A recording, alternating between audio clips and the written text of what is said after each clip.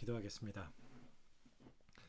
하늘에 계신 아버지, 만물을 창조하시고 보존하시며 통치하시는 아버지를 찬양합니다. 주 예수님, 세상의 구주와 주이신 주님을 찬양합니다. 거룩하신 성령님, 하나님의 백성을 거룩하게 하시는 당신을 찬양합니다. 성부와 성자와 성령께 영광을 돌립니다. 오늘 우리가 하나님 아버지의 임재 가운데서 예수 그리스도의 말씀을 듣고 순종할 수 있도록 성령께서 지혜와 능력을 허락하시길 기도합니다. 존귀하신 예수님의 이름으로 기도합니다. 아멘.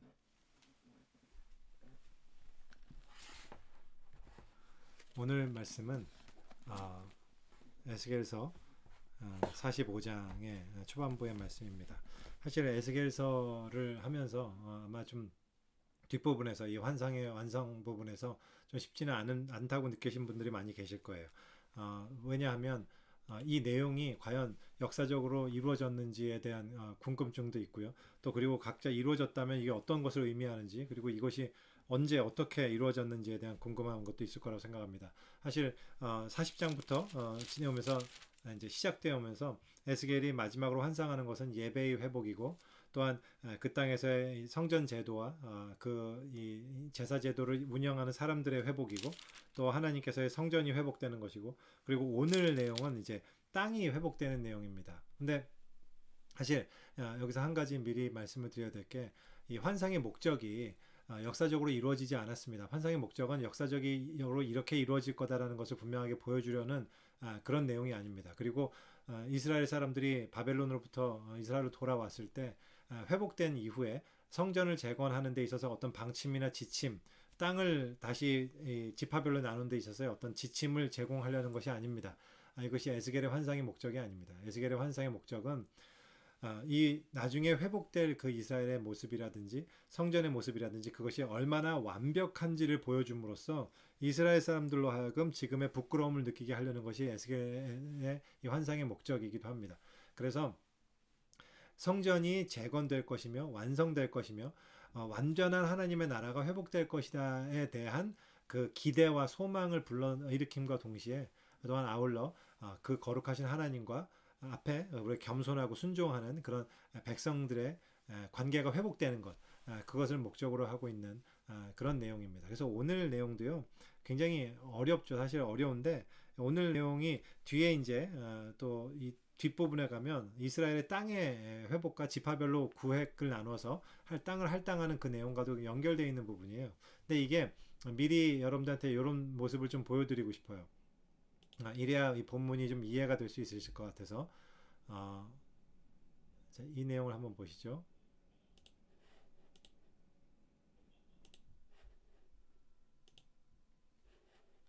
지금 이 내용이요. 여기에 이 지도가 소위 에스겔의 환상에서 나오는 이스라엘 이 포로들이 다시 돌아와서 이스라엘의 이 땅이 회복됐을 때 어떻게 지파별로 할당이 될 것인지를 보여주는 지도입니다. 근데 한번 보세요. 너무 재밌죠? 지금 이런 식으로 지파별로 이 땅이 회복된 적은 역사적으로 없어요. 근데 이 구획이 정확히 일정하게 나타나 있어요. 지파별로. 이것은 그러니까 정말로 이런 식으로 이루어진다는 사실이 아니고요. 이 내용처럼 공평하고 정의롭게 하나님의 통치하심이 이루어질 것이다라는 것을 시각적으로 보여주는 에스겔 환상의 어떤 장치입니다. 특별히 오늘 내용은 어떤 거냐면 이 중간에 유다 지파와 베냐민 지파 사이에 있는 특별 보류지가 있습니다. 이 특별한 이 지역에 어떻게 나눠질 것인가에 관한 내용을 오늘 본문의 45장의 초반부가 담고 있는 겁니다. 그래서 유다 지파가 이 위쪽이고요. 베냐민 지파가 이쪽인데 그 부분이 어떻게 나눠지느냐. 그래서 오늘 2만 5천 척과 1만 척 많이 나오죠. 그래서 2만 5천 척과 1만 척, 또 2만 5천 척과 그 다음에 1만 척, 그 다음에 2만 5천 척과 5천 척, 이런 식으로 나눠서 그 다음에 그 양옆의 땅은 왕의 땅이 되고, 이렇게 왕의 땅을 줌으로써 결국 왕이 더 이상 내 백성들을 압제하지 않고 이제 공평하게 그 지파에게 나눠주고 또 치리자들이 그렇게 공평하게 살 것이다. 어떤 이런 내용을 얘기하고 있다는 말입니다. 그래서요.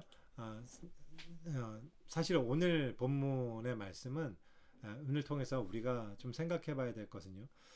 이러한 모습들이 어떻게 정말로 이루어졌는가 아닌가에 관한 내용보다는 이 내용이 담고 있는 중요한 포인트가 무엇인가가 굉장히 중요합니다. 그 내용은 결국은 하나님께서 모든 것을 공평하게 다 나누시고 정확하게 할당하심으로써 이 땅에 완전한 공평과 정의가 실현될 것이라는 하나님의 약속입니다. 제가 어저께 그 설교 말씀을 드리면서 언급했던 어떤 양형 이유라는 그 책에 나와 있는 한 부분을 좀 읽어드리려 그래요. 그 내용 제가 이제 마음이 굉장히 아프고 힘들게 읽었다라는 말씀드렸던 게 있지 않습니까? 일단 물론 모든 사건에 대해서 그런 가슴 아픔이 있었는데 거기에 일부분만 제가 읽겠습니다. 이 책에 나온 내용입니다. 오래전 연구지만 산재 사고에 관한 유명한 연구가 있다. 1931년 보험사에 근무하던 허버트 윌리엄 하인리히는 사례 분석을 통해 통계적 법칙을 발견했다. 산재가 발생해 중상자가 1명 나왔다면 그 전에 같은 원인으로 발생한 경상자가 29명, 같은 원인으로 부상을 당할 뻔한 잠재적 부상자가 300명 있었다는 사실이다. 이것을 1대 29대 300의 법칙이라고도 부르는 하인리히 법칙이다. 형사재판의 모든 피해자는 고통스럽고 모든 죽음은 애달프다. 판사는 냉철한 생명이기에 특정 사건에서 감정이입을 해서는 안 된다. 그럼에도 유독 산재 사고의 분통이 터지는 이유는 하인리히가 밝혀낸 바로 그 전조 때문이다. 사고가 임박했음을 예고하는 숱한 조짐, 그 다급한 전조에 무심하지만 않았더라면 얼마든지 막을 수 있는 죽음이었다. 그런 생각이 들면 울화가 치민다. 과로사나 산재 사고는 전국 법원 어디에서나 흔한 사건이지만 특히 울산지방법원에서 형사 단독 재판을 할 때에는 가난한 아버지와 아들이 떨어지고 끼이고 잘리고 으깨어지고 가슴을 부여잡고 뇌혈관이 터져 다치고 죽는 모습을 참 많이도 봤다. 진저리가 났다. 애석한 죽음이어서만은 아니다.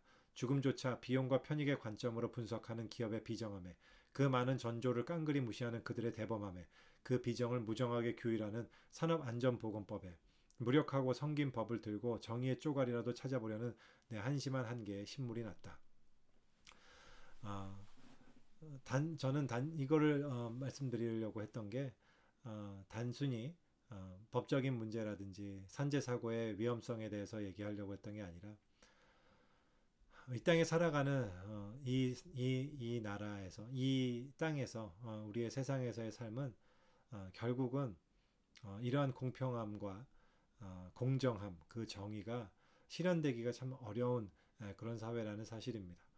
힘이 있는 자가, 돈이 있는 자가, 권력이 있는 자가 얼마든지 자기의 탐욕을 채우기 위해서 많은 약자들, 그리고 가지지 못한 자들, 참 어려운 사람들을 공평하지 않은 추로, 공평하지 않은 저울로, 공평하지 않은 기준으로 부당하게 사용하고 이용하고 또한 그들의 죽음을 일으켜 하는 그런 현실에 관한 그런 것이 지금 이 땅에 벌어지는 현실이라는 것을 이야기하기 위해서 말씀을 드린 겁니다. 한국에서에 관한 사건과 혹은 재판에 관한 내용이지만 사실 그 정도의 차이만 있을 뿐이지 이 미국이나 어느 땅이나 이 세상에서 벌어지고 있는 일들은 상당히 유사하다고 생각합니다. 또 한 부분을 읽겠습니다. 마지막에 이분이 기록한 어떤 부분인데요. 위험을 외주화하고 하루 평균 노동자 5명이 사망하는 나라. 하루 평균 노동자 5명이 사망해도 원청업체의 이윤이 늘기만 하면 죽음도 기꺼이 용인하는 나라. 하루 평균 노동자 5명의 죽음을 용인하며 이윤만을 추구하는 연매출 수조 원의 대기업에 가해지는 형벌이 고작 벌금 1,000만 원이 전부인 이 나라에서 일을 마치고 집으로 돌아옴에 가장 적확한 단어는 퇴근이나 귀가일 수 없다. 생환이다. 타인의 희생 위에 축조된 삶이 과연 행복할까? 위험을 외주화할 수 있다. 죽음도 하도급 줄 수 있다. 그러나 행복은 하청 줄 수 없다. 약자들이 집으로 돌아올 때 그 단어는 퇴근이나 귀가가 아니라 생환이라는 이분의 이 표현에 참 마음이 찡해집니다. 우리나라, 그러니까 뭐 지금 우리가 살고 있는 미국은 아니지만 한국은요, 인구 10만 명당 산업재해 사망 숫자가 32.9명으로 OECD 국가에서 압도적 1위를 차지하고 있다고 합니다. 지난 4년간 하루 평균 5명이 직장에서 일을 하다가 목숨을 잃었고요. 그 상황은 지금도 거의 비슷하다고 합니다. 왜 이런 일이 발생하는가? 왜냐하면 가진 자, 통치자, 왕, 권력을 가진 자가 공평하지 않은 저울과 추로 이 자기의 탐욕을 채우기 위해 일하기 때문입니다. 오늘 본문은 하나님께서 이렇게 말씀하십니다.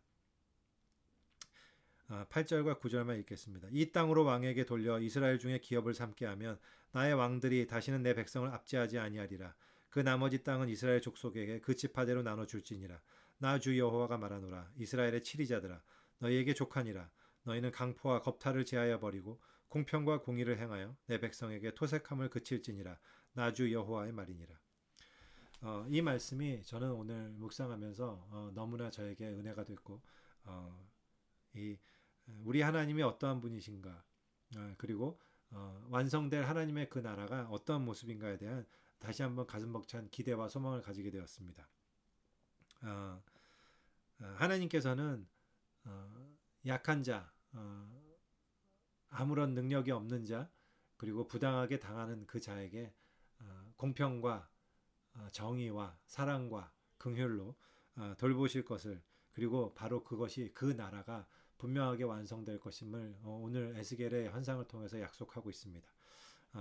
우리가 오늘 본문을 통해서 얻어야 할 많은 교훈들이 있지만 우리가 이거 하나는 꼭 잊지 않았으면 좋겠습니다. 하나님 나라가 이런 나라이며 그 나라가 예수 그리스도로 말미암아 도래했으며 또한 그 나라가 완전히 완성될 것이라는 그 사실입니다. 우리는 어떠한 삶을 살아가고 있는 자들이냐면 하나님의 나라가 아직 완성되지 않았지만 완성되었다는 것을 가정하고 이 땅을 살아가는 자들입니다.